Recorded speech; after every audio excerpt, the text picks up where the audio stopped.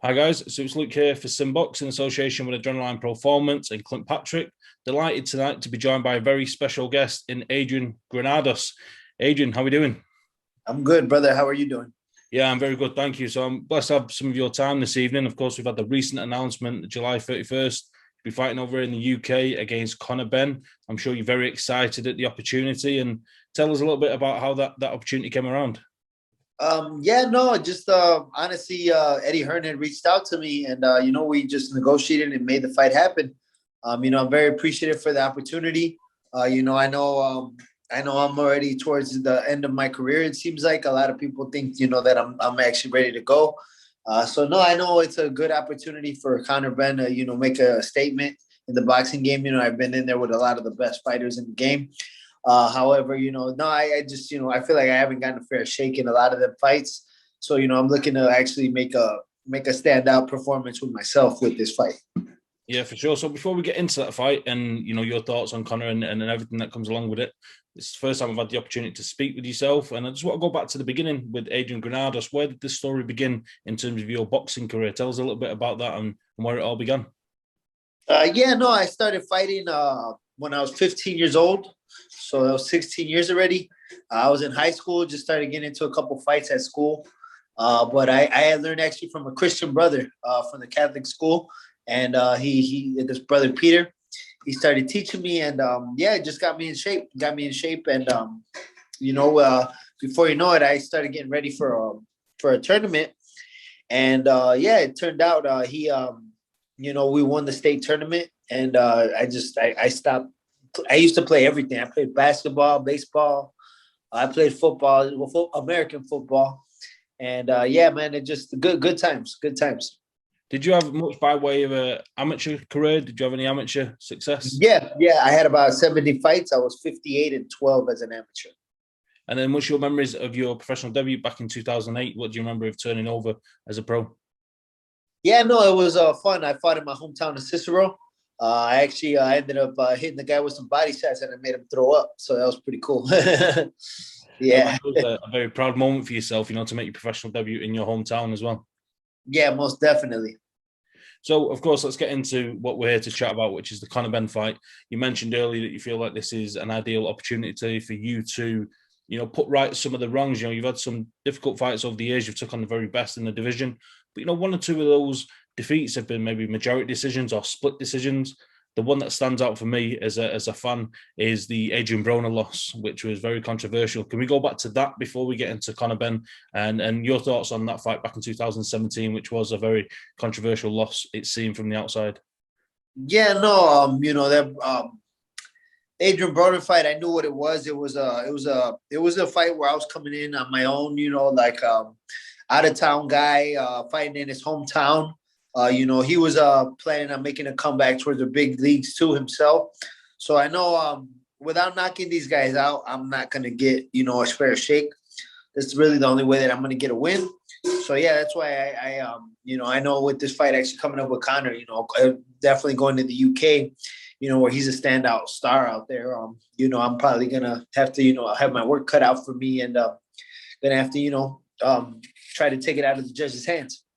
How much do you know of Conor Benn, and in particular the Benn name? Of course, Nigel Benn over here is a legend of the sport in British boxing. How much do you know of Conor and his dad, Nigel? Yeah, no, I know about Nigel. Nigel, I'm a student of the game, so I grew up knowing about Nigel Benn, and the illustrious career he had, in his days, about the 80s, 90s, I believe, right? And so, yeah, no, I respect the Benn name. Conor now, he's making a name for himself. He looked very impressive in that last fight with Vargas, so I know he's going to try to make another statement by stopping me. However, he's got his work cut out for him, and it won't be that easy. Was you surprised by the performance of Conor Benn versus Samuel Vargas? A lot of people thought Vargas was there to give Conor rounds. Was you surprised that he knocked him out in the very first round? No, I wasn't. Conor's, he's a strong puncher. That's one thing I noticed. He is a strong puncher. And he jumped out and jumped on him and caught him off guard. And once he, got him hurt, he just didn't put the foot off the gas, and he was able to stop him. So, no, I was very impressed. It was a good fight.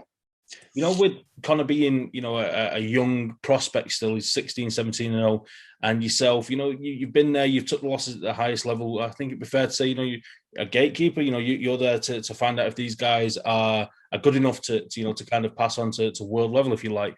How much notice do you take of these guys without fighting them? You know, you say that you're a student of the game. Do you look at the up-and-comers as well as the guys that are established at the top of the division? Yeah, no, most definitely.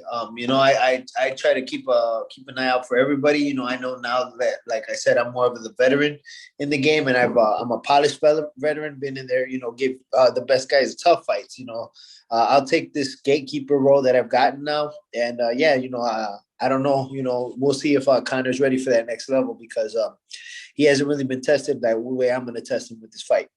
Yeah, for sure. And, you know, with the amount of fights that you've had, it's almost double the amount of fights Conor's had. Do you believe your added experience, both in terms of the amount of fights and the level of opponent you faced, do you think that'll be telling on the night? Are you planning on that playing in your favour? I believe so. You know, he's no disrespect to Conor Benn. He's a great, tremendous talent. You know, he's got a large following behind him. However, you know, like I said, it's a different ballgame when you're in there with a real dog, a live dog that's going to fight back. And you know, I'm coming to win too. I'm not coming to lay down or be another name on his resume. I'm actually looking to stop, you know, what he's got going on, and I'm actually coming for that continental belt he has. I always wanted a strap, and he's got one of them, so I'm going to grab one. You know, you mentioned there about always wanting a strap. I think that's the one thing that surprised me when looking through your resume is that you've seemed to take on the likes of Danny Garcia or Sean Porter or Robert Easter Jr.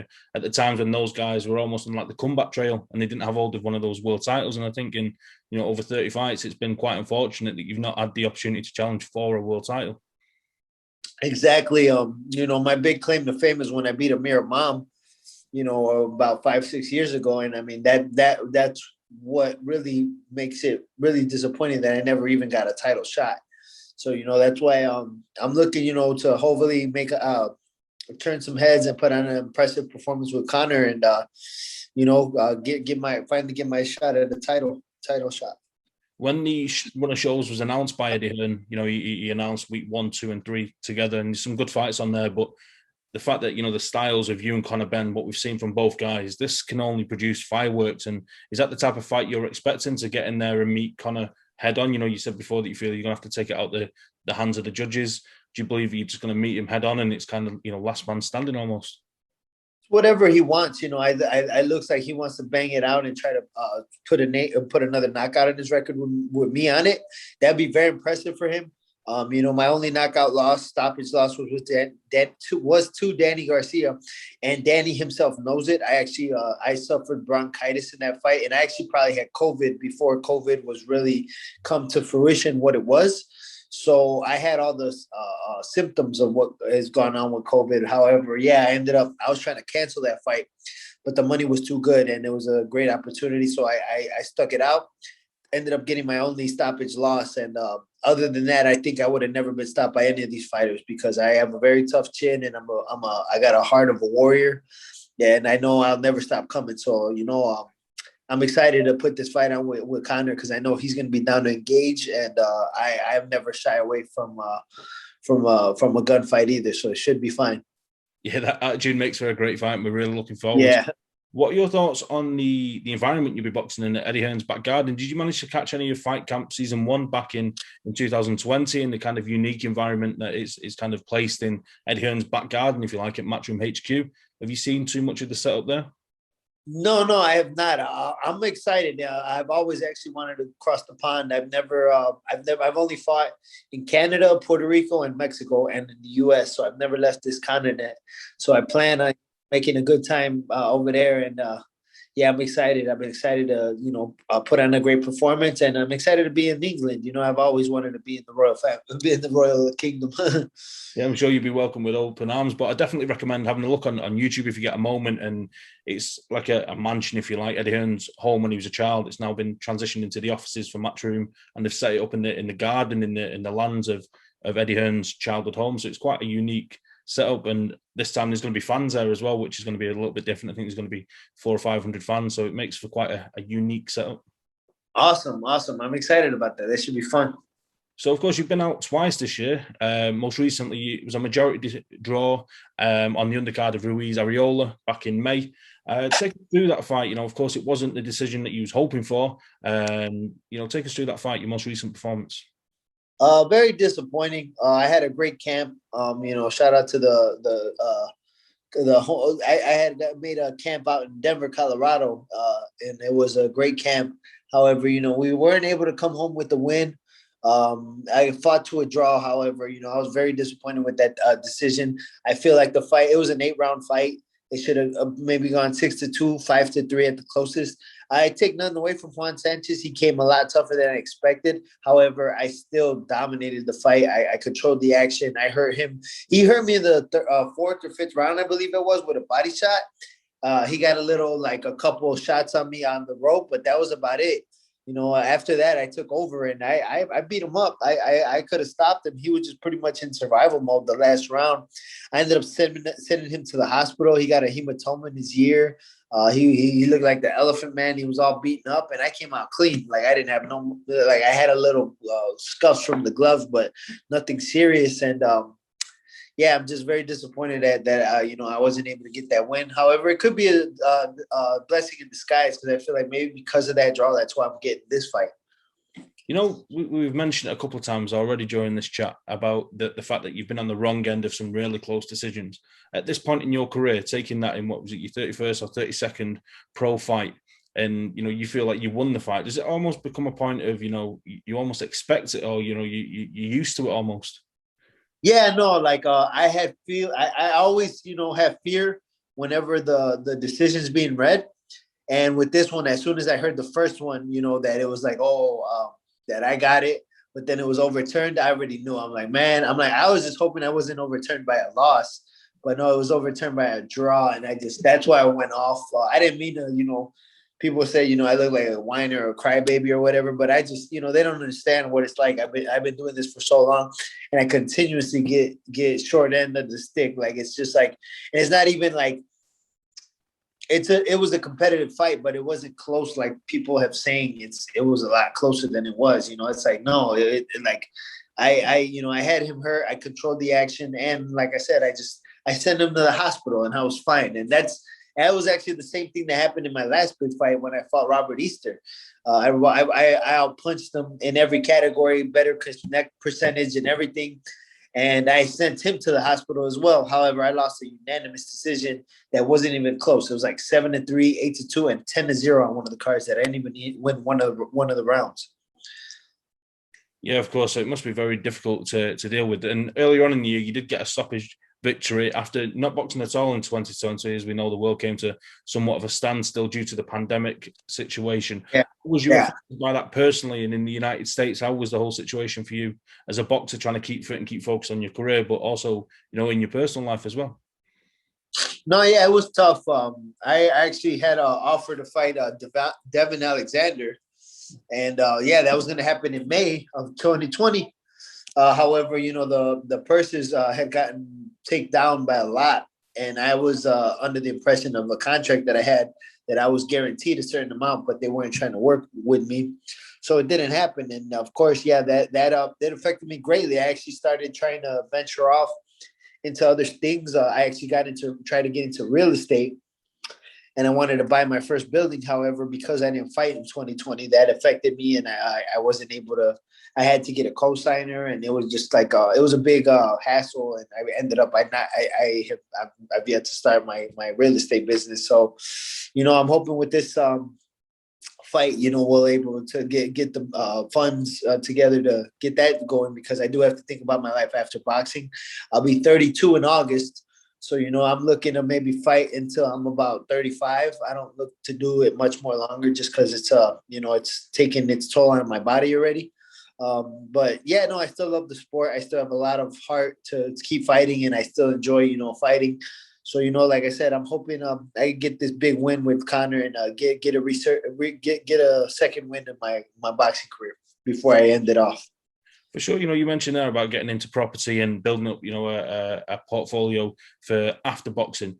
will that be the direction your life will go in, or do you think you'll still be able to stick around boxing maybe in a trainer capacity or maybe in the media? Do you think you'll always stick around boxing, or do you think you'll want a clean cut away from it when you decide to retire and hang up the gloves? I would like to. I mean, I believe I have a great. I've been told, I'm very good at communicating. I have a great mouthpiece when it comes to speaking Spanish and English. I am bilingual, so I can. People have always told me that I should be a translator. They've always told me I should be a commentator. I have a lot of knowledge on the sport, so that's something I've definitely looked into. Trying to do afterwards. Also, there's an opportunity to possibly take over the role of my longtime trainer George Hernandez at Garfield Park. So I might be trying to take that over as well. So we'll see. We'll see what I end up doing. Yeah, for sure. You mentioned there, just picking up on a point that you made about being bilingual and speaking English and Spanish. Did you see in the build-up to the Ben Vargas fight where Conor Benn had that little bit of back and forth? I think it was at the weigh-in or the final press conference, and he actually spoke Spanish to Vargas, and it took a lot of us English fans by surprise. We didn't know he was that fluent in Spanish. Did you manage to see any of that? Oh no, I didn't. I think I heard about that, but I'll have to look into it because that's interesting. Yeah, for sure. It definitely took us by surprise. Yeah. Let's move forward. Like you say, you're 32 in August. You've got this big fight coming up with Conor Benn. What's the career trajectory for Adrian Granados as we move towards the end of your career? You're looking for big fights, big paydays to set you up after boxing, or is the main goal to get back into title contention and take the right fights to get into a world title fight? Either or. I believe title fights is probably the better idea, just because I do want to. Before I retire, I at least want to say that I was a world champion. I believe, I have what it takes. I believe I have the tools, no, that's what I plan on showing for this fight with Conor. I think they made a mistake with choosing me. I know he's very confident and very capable in his abilities. However, like I said, he might have asked for too much in this fight, and I think I plan on showing that. For sure. So we wish you the best of luck with that fight. I just want to get your opinions on a couple of things before we close up, Adrian, if that's okay. And first and foremost, you're part of a ultra competitive welterweight division for a long time, one of the most glamorous divisions in boxing. At the very top of the division at the minute, we've got Terence Crawford and Errol Spence, arguably number 1 and 2. Of those two, who do you rank higher? Who do you put as the number 1 in the division? Man, I think they're both tremendous talents. I just like everybody else in boxing. I just want to see them fight each other already. I think in the fight, I think I would have to side towards more Terence, because I think there's a little more he can do. I think Errol Spence is actually naturally the stronger fighter, the bigger man. But I think there's more intangibles about Terence that give him the edge. He can box, he can bang, he could, do a lot of things that I think I haven't seen from Errol. So, that's my choice between there. However, like I said, I'm like everybody else in the boxing public, and I want to see them both fight already. You mentioned there that you just like the boxing public, you want to see that fight. Of course, it's one of the top 2 or maybe 3 fights in world boxing that we all want to see. Now, from the inside, as a boxer yourself, do you kind of understand the politics that's keeping those guys apart, or do you think that they're almost avoiding each other and it's almost embarrassing from the outside? It's boxing the way it is now. It's just a different, it's a different era now. I like to, play, it's the Floyd Mayweather syndrome. Mayweather was a great ambassador of the sport, a great athlete for us, a great businessman to look after. However, he also, at the same token, he damaged the sport, because now it's a lot of fighters who they're picking and choosing the fights they want to take. They're protecting that O with all their life. And, it's a shame. That's why myself, with my career and my record, I don't care, because maybe I should have been more smarter. I definitely, look back and I wish I did things differently. But I mean, coming up, I just kind of wanted to bring the sport back to the old school where the best fought the best. And that's why, I fought nothing but the best. Unfortunately, I haven't beaten any of the best, but I've taken it to all of them. And I know all of them know that, I'm a tough fighter. So, I know I've been capable of beating all those guys. So that's why, like I said, I look to, before my career is done, I want to get some big wins before, the career is over. Actually, motivation for me right now is actually Gabriel Rosado, who actually just got that big win just a couple of days ago. So I'm just I'm happy for him. A lot of people say I'm the poor man's Gabriel Rosado. So maybe, I'll try to follow his footsteps. You know, so you clearly take confidence from that there with Gabe Rosado knocking out Beck the Bully on the undercard of Jaime Munguia against Ceres Meta on the zone. Yeah. You know, again, Rosado, very similar to yourself, never ducked a fight, never ducked a challenge. And again, you know, you take confidence from that, the fact that he's gone in there against a highly ranked, undefeated opponent, he's knocked him out and, you know, reignited his career at a very late stage. Yes, sir. Yeah, so with, you mentioned there, it's quite ironic, Floyd Mayweather, and the fact that he protected his always, he was tied at 50-0, but he's come back now with these YouTube fights with the likes of Logan Paul and, you know, Jake Paul at other weights against other fighters. But what's your whole thoughts on this YouTube situation that's arose over the past 18 months? I mean, it's a gift and a curse for boxing. You know, I mean, it's a gift as in we're getting attention towards the sport. More and more people, bad or good, talking about the sport. It's getting talked about. You know, so I mean, it's bringing more attention towards us. However, yeah, it's a shame. You know, when you have, it's just the business part where, you know, YouTubers that have a large following and people that are willing to buy all these, you know, pay-per-view events. Boxers like myself who, you know, we've been training for this, you know, all our lives, and we wish to make paydays like that. We never will, just because, you know, the marketing, it is part of the game. And you know, like I said myself, I attribute, you know, Conor to doing that. He has a great following in the UK and he's worked at it. So, you know, I give him all the best, and hopefully, you know, maybe I can, you know, win a lot of followers from him after, you know, God willing, I beat him. Yeah, for sure. Now, just to close out the final question that I want to ask, or the final point I want to get your opinion on, the week before you fight Conor Benn is going to be the trilogy fight between Tyson Fury and Deontay Wilder. Where do you sit on this fight? Do you think that, you know, Wilder can do something different at 35, 36 years of age? Or do you believe that Tyson Fury simply has his number and it's just a matter of fact that he'll defeat Wilder on July 24th? I think it's a great fight. I'm excited about it. I'm excited that, yeah, Deontay looked like he's in great shape. He looks like he's learned some things, and it's also just a possibility that, you know, he could turn the page. I still pick Tyson Fury. He's my favorite out of all the heavyweights right now. However, you know, you never know. It's the heavyweight division, and I mean, one punch can change the fight. So we'll see what happens. Yeah, for sure. It's an exciting fight. July 31st will be an exciting fight with Granados, Conor Benn. We look forward to that. I wish you the best of luck. I thank you for your time today, and I'm sure we'll catch up again real soon. Thank you. Thank you so much for having me, Luke. Appreciate you.